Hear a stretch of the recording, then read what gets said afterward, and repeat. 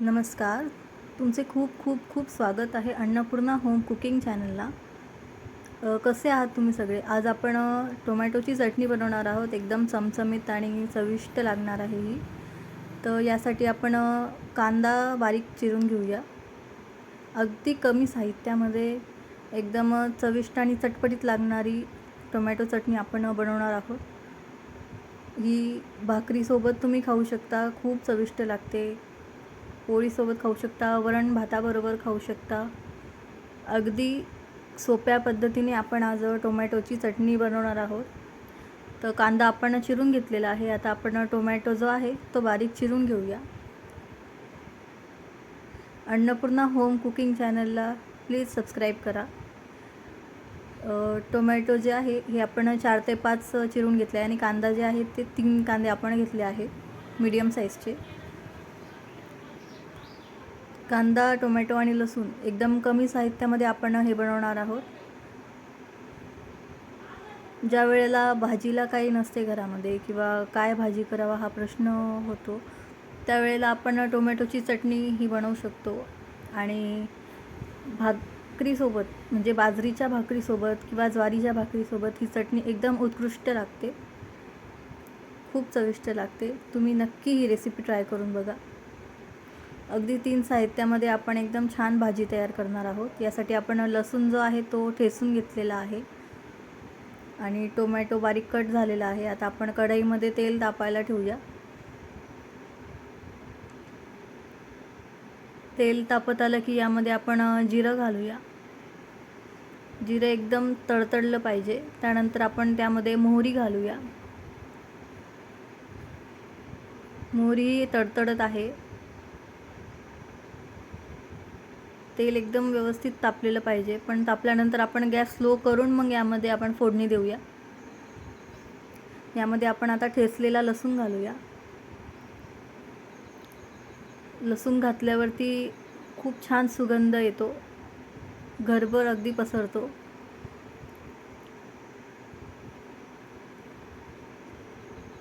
लसूण एकदम व्यवस्थित फ्राय होत आहे. स्लो गॅसवरच होऊ देऊया, नाहीतर तो जळून जाईल किंवा ओव्हरकुक होईल. यामध्ये आता आपण बारीक चिरलेला कांदा घालूया.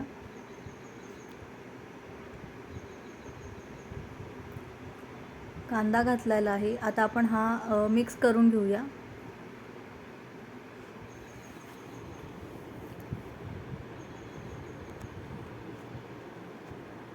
मिक्स करून घेऊया. हा आपल्याला शिजवायचा आहे व्यवस्थित. ट्रान्सपरंट चटणीसाठी थोडासा जास्त शिजलेला पाहिजे कांदा, जेणेकरून तो चटणीमध्ये मिक्स व्हायला पाहिजे.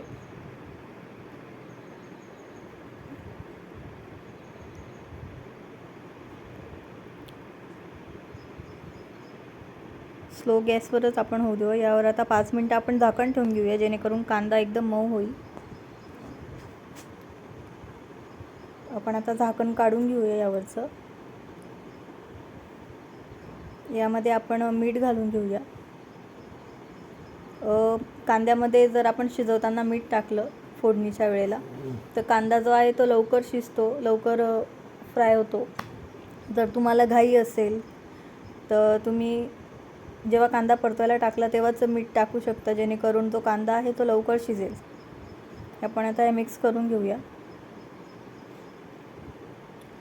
तुम्हाला जर मुलांसाठी किंवा हजबंडच्या टिफिनसाठी कोरडी भाजी करावी लागत असेल किंवा पिकनिकला जायला, तर तुम्ही टोमॅटोची चटणी अगदी खास बनवू शकता. यामध्ये आता आपण हळद, लाल मिरची पावडर टाकूया आणि घरगुती जो मसाला आहे तो घालूया. आपले सगळे जे पावडर मसाले आहेत ते होममेड आहेत. हे आपण आता मिक्स करून घेऊया. टिफिनसाठी ही एकदम बेस्ट रेसिपी आहे. तुम्ही यामध्ये साखर किंवा गूळ पण घालू शकता, जेणेकरून टोमॅटोचा आंबटपणा जो आहे तो थोडासा कमी होईल. पण मी नाही घालणार, कारण की तो आंबटपणा, तिखटपणा आणि लसूणची टेस्ट जे आहे त्यामुळे मला अशीच आवडते टोमॅटोची चटणी. ज्यांना आंबट नसेल लागत त्यांनी साखर किंवा गूळ यामध्ये घालू शकता.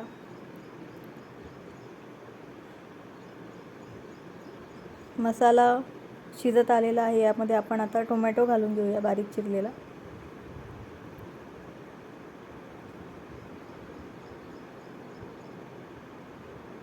आता आपण हे मिक्स करून घेऊया व्यवस्थित.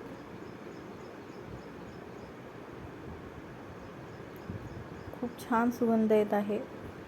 तुम्ही जर अजून माझ्या चॅनलला सबस्क्राईब केलं नसेल तर नक्की सबस्क्राईब करा.